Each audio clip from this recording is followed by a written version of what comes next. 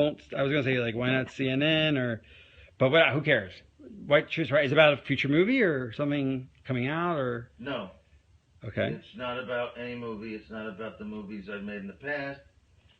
It's a confession of sorts. okay. I mean about you cheated on your wife, No, you I would plagiarized, never do that. you No. plagiarized something. It's about a movie I made that nobody is aware of, even though they've seen it. Is that Okay. intriguing? Do I have you intrigued? Well, I mean, see if I understand what you said. It's about a movie you made, no one knows you made. Is that what you said? That's right. It's a production Like, that I some of you put like supervised. you didn't put your name on it. Like at the end, you put like a fake name, Oh no, I made it. like Alan Smithy, like that That's type of right. thing. No, I didn't. There was no name put on it Why? Why would there be no credits? What do you mean? because there are some things that you just can't put your name on. Okay.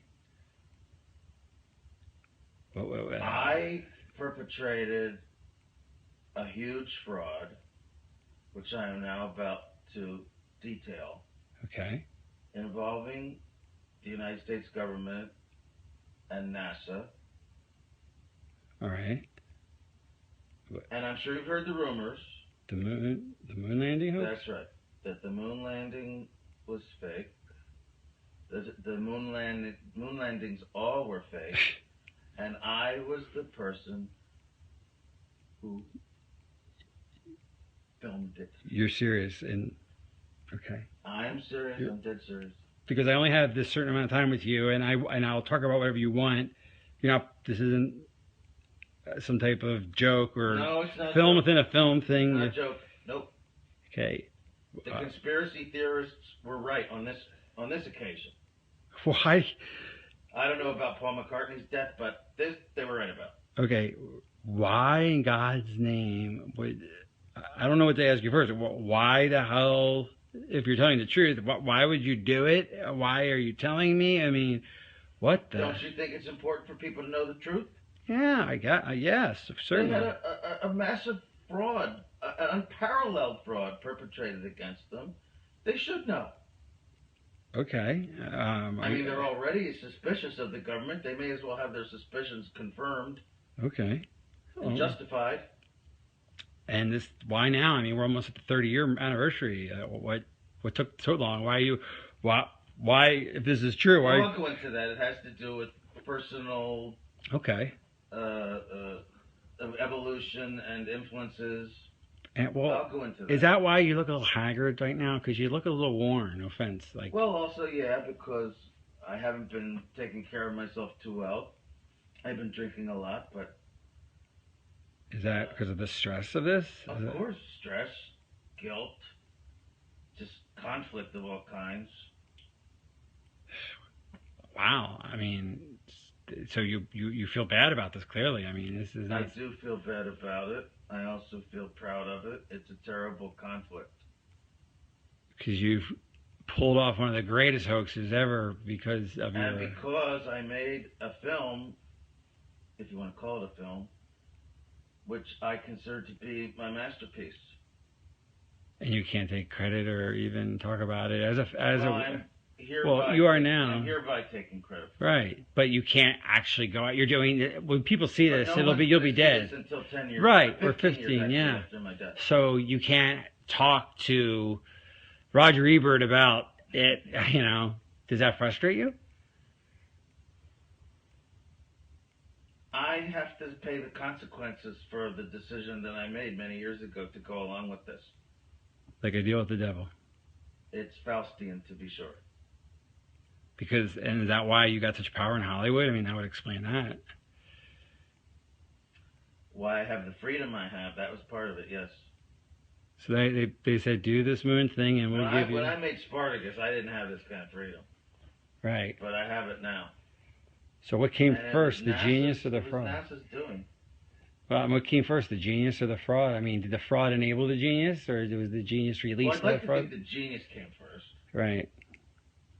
But some frauds are hard to bypass, especially if you have an ego and you're an artist and you you're presented with a challenge, the likes of which you've never seen and will probably never see again. You don't even think of the morality of it. You're just completely swept away by the flattery of it and the juices inside you, which make you want to do it as the artist you are innately. You don't think of anything else. What a conflict. I mean, gosh, I can't imagine being presented with that opportunity. On one hand, I really would want to do it, but then I'd probably say, well, I'm committing a crime and lying and... It depends, but my guess would be no. If you're good, you would do it. I discussed this with Levinson, Barry Levinson. Right. I discussed it with. Oh, he made Wag the Dog, right? Yeah. Yes. Spielberg, of all people, believe it or not, yes. So wait, Wag the Dog. Coppola, Scorsese, even Woody Allen. I discussed. There isn't one of them who wouldn't do this. Right. And did that? So Barry Levinson must have been influenced by this whole. He must have known. So that's Wag the Dog is about this whole idea. I mean, that's why the character was named Stanley. Right, and he gets killed at the end because he demands credit. Tell me about the making of it. So, was it difficult? I mean, committing the greatest fraud. What you want to call it? I'm not saying it's a. Okay, a lot about that at the time. I know, so I'm not making moral judgment, but making this huge, ambitious, technical faux landing, was it harder than 2001? Was it very difficult? I mean, what was the experience like? Artistically, practically, emotionally, what was it like? Nothing was harder than 2001. So 2001 was harder than faking the moon landing? It actually was. Because you learned things on 2001 and... Yes. I mean, 2001 was very ambitious. And that's not to say that faking the moon landing was not ambitious, but yeah, I learned things making 2001, which is why I got this gig in the first place, right? Right, that makes sense. So what was the experience? But it was easy for me because, well, first of all, I didn't think a whole lot about the morality of it, as I said. If I had, I might have been more hesitant, more stifled in my work, but I didn't. And I could see that Neil was, actually. He was bothered by it. More than Buzz Aldrin or anyone else involved? Yes. Yeah. Okay. Yes. About because in a way, everything was going to center around him. He was the one who was supposed to come down off the ladder and announce the step for mankind and what have you. He sensed that this was going to be a life-changing experience for him, and I mean on a major scale. Actually, he was rather tortured by it the rest of his life. Really? I mean, is that why you didn't give interviews? Yes, and in fact, that actually began to affect my own perception of it, watching what happened to him. Okay, in what way? Just seeing the deterioration of him, and I mean, was he depressed or? He was depressed. He was drinking heavily, bitter, scared, just phobic, avoiding people. And that guy Bart Sibrel or somebody tried to get him to swear in a Bible. I mean, when I say it affected me, that's why there was so much time in between films for me. Between Full Metal Jacket and between The Shining and Full Metal Jacket was about 6 years. Between Full Metal Jacket and Eyes Wide Shut is 13 years. Yeah. And a lot of that time was spent just emotionally processing? Yes. It became very conflicting for me. I was proud of my work, but at the same time, and this was a lot because of Neil's influence. Not consciously. He didn't do this to me consciously. But I spent a lot of time with him, and each time I did, I became more and more bothered, troubled by my own participation in this. Okay. Wow, what would he say? I mean, did he explain the source of his depression? He was on the verge of tears. He did not cry. I won't say he cried, but he was on the verge of tears so many times because of what he did. I mean, what he participated in. It's almost as if he thought up the idea, you know? Right. He felt that guilt. He was almost used, really. Okay. But he's the one who felt the guilt. I'm sure NASA did not feel that much guilt. And, I mean, why did he go up? I wonder why. Because they promised him a seat in 3 years when they figured it out.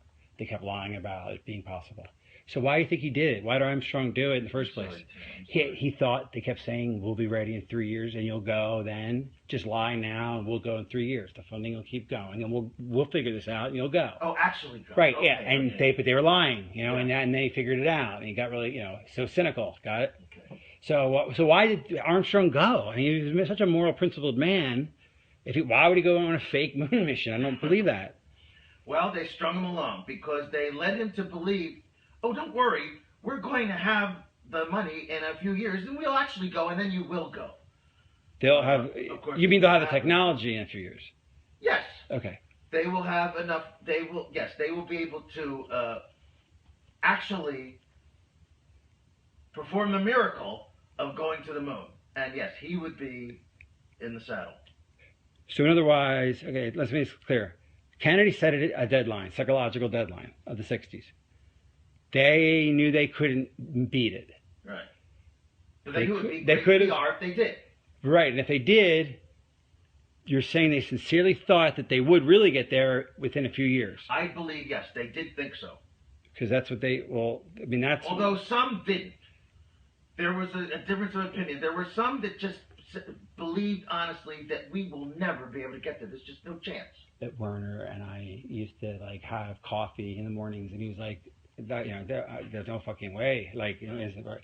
Even Werner von Braun. All right. So keep going with that. Some people didn't believe that you could go even. Well, Werner von Braun, of course, didn't think so. The director didn't think so. The man was just too brilliant. He knew that we couldn't do it. Yeah. So, okay. I'm talking about a guy working on two lost causes, Nazism and the quest for the moon. I mean, he really did, and he didn't tell them. I mean, did he ever tell them? Did he tell NASA? Did he tell the president we can't go? I mean, he must have been broke the news. He was very old, of course, at the time, and a lot of people just dismissed him. Younger, more ambitious people, some of them really thought we could get there. Right. Or wanted to believe it. Maybe on a conscious level they knew we couldn't, but they just wanted to believe the impossible because they were so full of themselves. And so full of the dream. Yes. The dream was very powerful. And that's what beguiled Armstrong. Here is a noble stand-up guy, and he didn't want to be part of the lie, but he knew he'd get a seat if he played ball on when they actually did go up. He was too good for this. But that day never came, obviously. That day never came. And what did that do to him? I mean... It gradually destroyed him, I think. Okay. He deteriorated. Like I said, he drank a lot. He was full of self-recrimination, and so was I. Well, mainly from his influence. It's like I caught it from him. And now tell a story about, I talked to him one last time before his death, and he made me promise to get this news out. It was too great. It was, one last story. I died before him. Okay, one last conversation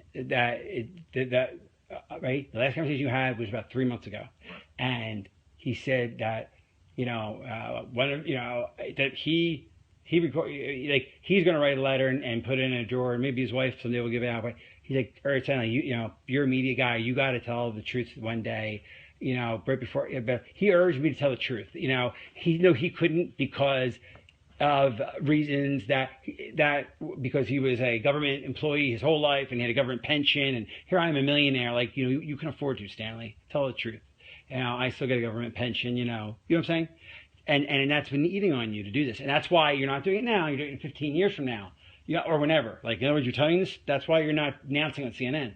It's because you're going to honor his wish, but you're not ready for it now to come out.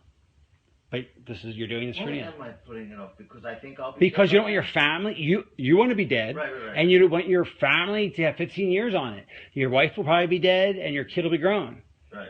You want distance from your legacy from this truth. That's it. Okay. Right. So, what happened? So what really motivated contacting me as a filmmaker was I talked to Neil, and I really felt guilty, and that's why I arranged for you to interview me, because I wanted to blah blah blah blah. Let's talk about the motive. So Neil really got to you. I mean, it sounds like he's the impetus of this entire confession in a way. I mean, it's like a theme. Like, so he really Yes, made he you influenced me. become circumspect about this. He even virtually begged me to reveal all this. He couldn't do it himself. He has a pension to worry about. I had basically nothing to lose. I'm, an established filmmaker, not involved with the government in any way except for this one job. And I made my millions. I'm really basically set for life. I'm almost 70. But you still must fear one thing they can do to you, which is, I mean, I don't know. Do you ever? I mean, you obviously. Do you ever worry about them killing you because of the secret? I mean, you have become a bit of a recluse. I don't know. With the Yeah, Garbo, Howard Hughes, J.D. Salinger, and me, right. and to some degree Neil. But did they? I mean, did any of them think that the government was out to get them? And I'm not saying you think that. Do you? I mean, the government obviously said they'll kill you. I mean, obviously, the government said we'll kill you if you say anything. I mean, that's a standard top secret sort of penalty. It's understood, even if it's not said. Right, but they did say it to you, I presume. Yeah. They did. I mean, the government they said basic. So it was. They tried to be cute about it, but yeah, it was said in no uncertain terms. So why are you? So can't this get you killed? Well, that's why I'm delaying it. Okay, the 15 years this thing. This is not going to be seen. Okay, until for another 15 years after you're dead. Well, no, that's if you die tomorrow. You're not going to die tomorrow, clearly. I'm sorry. Okay, try again. Okay, it's okay. So why you could get killed by doing this? This could kill you. Why are you doing that? Well, this is not going to be seen until because of our 15 years after my death. So now that's why you have to sign the NDA and all these. Okay. That's right. All right. Well, that makes sense now. Okay, I understand that now. All right. It should be known, but I want there to be some kind of cushion for my family. 15 years seems like a good number. Okay. All right. After my death, 15 years after my death. But okay, so let's take a step back. You're making this tape out of an effect Neil had on you. I mean, Armstrong sort of influenced you. Very much. Sometimes it just takes a catalyst. I mean, somewhere inside you know what's right. Right. I mean, I went for years just thinking I was doing the right thing, just through my art, and then something comes along that you don't even recognize as a temptation because you're so swept away by your own ego. It took someone like Neil Armstrong and distance and time to hammer into me what this really meant about society, about myself, about the human condition even, which is what I'm about. So you must feel very proud and very guilty and proud of this thing. I mean, yes, conflicted. I mean, I still think maybe it's a terrible thing to say, maybe not, but I look at that or even think of it, I just remember it, and I think this was my fucking masterpiece. Yeah. I still think so. Right. I mean, it's the greatest. Despite its flaws, it's my goddamn masterpiece. It's better than 2001. It's better than Paths of Glory or Clockwork Orange or Barry Lyndon or Doctor Strangelove. All of which I love, but and you're included now. That's the moon landing itself, and what a triumphal story that is. Were you involved in any of the other missions at all, or is that just the one? I mean, would they just take your thing, or was it a one-off, or did you do them all? I mean, you just did 11 and 13. They brought you back after 12 failed. Okay, just to do 13. That's it. And Neil helped you with that. So was it just a one-off? I mean, you just did them. Did you do them all? No, I did 11 and 13 as well. You did 13. Okay. Not 12. Why is 13 a failure then? Why did you? Well, they brought me back. And why? But why did you make it? 12 failed. 12 failed how? What do you mean? How did 12 fail? You told me 12 failed. How did it? I'm asking you in character. How did 12 fail?